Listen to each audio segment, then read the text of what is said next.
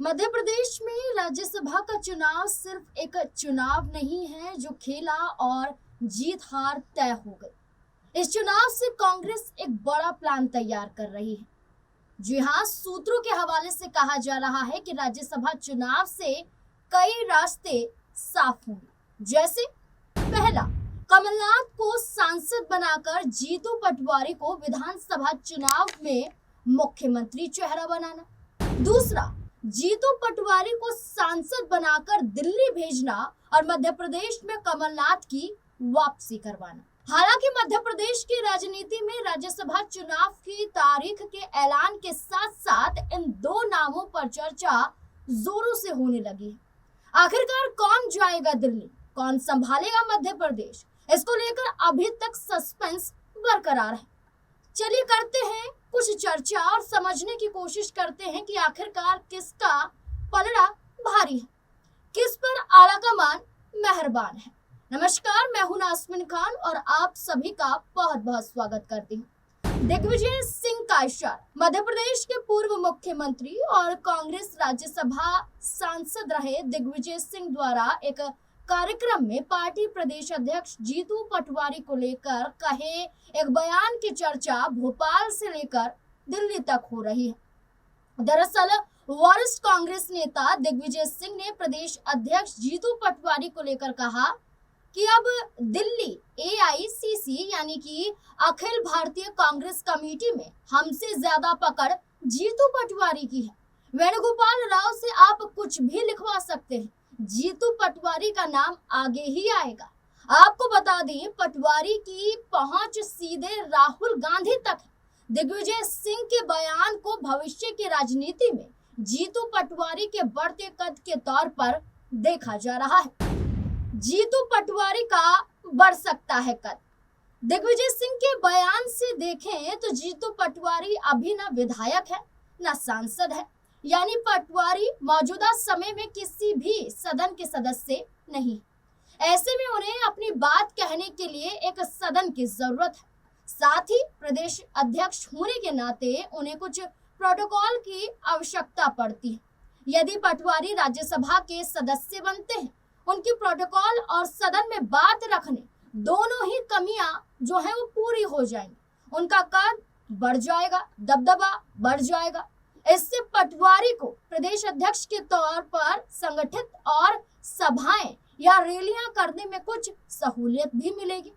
उच्च सदन का सदस्य बनने से पटवारी को बार बार दिल्ली जाना और हाईकमान से मुलाकात कर संगठन की बात करने का एक नया मौका भी मिल जाएगा। तभी तो जीतू पटवारी ने भी दिग्विजय सिंह के बंगले पहुंचकर उनका आशीर्वाद लिया। पटवारी भी ये भली भांति जानते हैं कि दिग्विजय सिंह के बयान के कई मायने हैं, जिससे कई फायदे हो सकते हैं। बीजेपी के खिलाफ कमलनाथ भी तैयार। हालांकि सिर्फ जीतू पटवारी ही नहीं, बल्कि कांग्रेस में क्रॉस वोटिंग का डर भी है। ऐसे में दिग्विजय सिंह के साथ वाले किसी वरिष्ठ दिग्गज नेता को उम्मीदवार घोषित कर सभी पार्टी विधायकों को एक छत्र के नीचे लाकर इस डर को दूर किया जा सकता है। इसे देखते हुए कांग्रेस कमलनाथ को भी उच्च सदन में भेजने पर विचार कर रही है, क्योंकि इस वक्त कमलनाथ के पास विधानसभा और संगठन स्तर पर कोई भी पद नहीं है। साथ ही कमलनाथ प्रदेश की राजनीति को छोड़कर दिल्ली की राजधानी में अधिक रुचि दिखा सकते हैं। उनका दिल्ली और एआईसीसी में फिर से दबदबा बढ़ सकता है। देश की राजधानी दिल्ली में कमलनाथ की सक्रियता बढ़ सकती है, कद बढ़ सकता है। इससे कांग्रेस पार्टी को ही फायदा हो सकता है। तीसरे विकल्प की भी तलाश।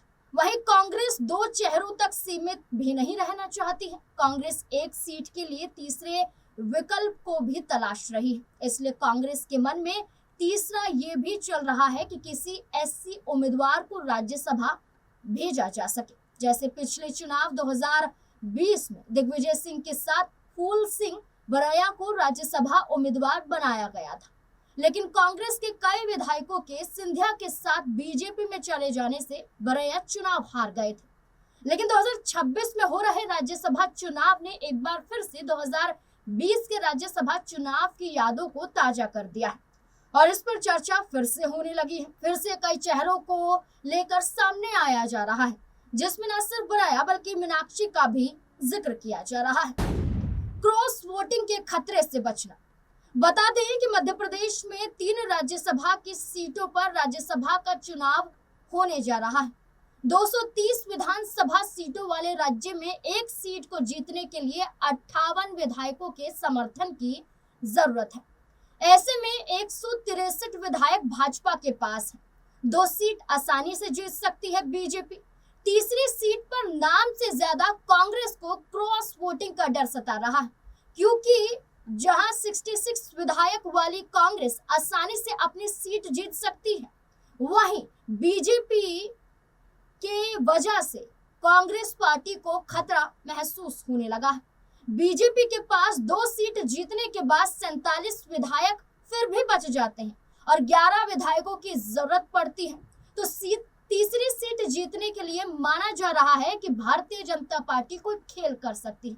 सूत्रों के हवाले से कहा जा रहा है कि भाजपा तीसरा उम्मीदवार उतार कर चुनाव को रोचक बना सकती है। बीजेपी की तीसरी सीट पर भी नजर है। ऐसी स्थिति में वोटिंग के समय कड़ा मुकाबला हो सकता है। इतना ही नहीं, आपको बता दें, कांग्रेस के तीनों सांसद सामान्य हैं, बीजेपी में एक भी सामान्य नहीं है। मध्य प्रदेश में राज्यसभा की कुल 11 सीटें हैं, इसमें बीजेपी के 8 और कांग्रेस के 3 सांसद हैं। बीजेपी से सामान्य वर्ग का कोई भी राज्यसभा सांसद नहीं, जबकि कांग्रेस के तीनों सांसद सामान्य वर्ग से हैं। ऐसे में अब की बार बीजेपी सामान्य वर्ग के कैंडिडेट को चुनावी मैदान में उतार सकती है, ऐसे कयास लगाए जा रहे हैं।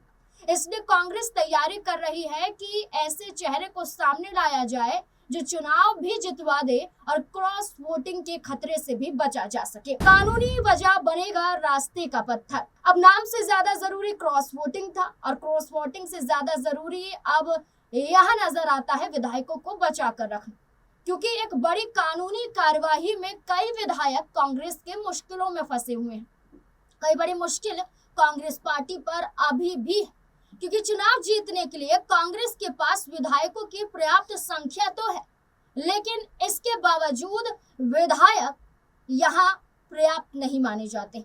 आपको बता दें कि ये कहा जा रहा है कि कांग्रेस के दतिया से विधायक राजेंद्र भारती की सदस्यता समाप्त हो चुकी है।